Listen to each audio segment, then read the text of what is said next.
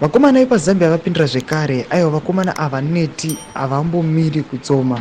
Toona kuti tichiona dzimwe nyika dzibudirira, dzimwe nyika dziadvanza mapolitical systems adzo, toona kuti nyika yedu yeZimbabwe inoramba ingori musekiwa.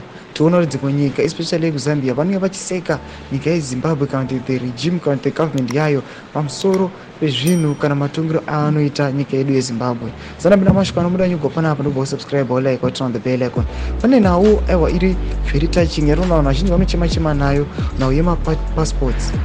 Kutanga panhau yekuti our own currency zig, but tinoona kuti vanhu vanonzi ngavanopeya the amount in US dollars. Panapa ukaona kuZambia na Joseph Kalimba vanyora vachiti cost of passports in the southern Africa, vanonyora maprices in US dollar voti Eswatini 10 US dollars, Zambia 13 US dollars, Botswana 20 US dollars, Namibia 28 US dollars, South Africa 33 US dollars, Second Republic 250 US dollars. Varika panapa vanyora vachiti aiwa why is it in the Second Republic vanozviti ndo vakomana aiwa vane democracy, ndo vakomana vanonyatsokuona kuti aiwa mahuman rights anochengetedzwa and the rule of law tikuisa chinji munyika, munowanikwa havane ecost yemapassports aiwa iri that high kudarika dzimwe nyika idzo.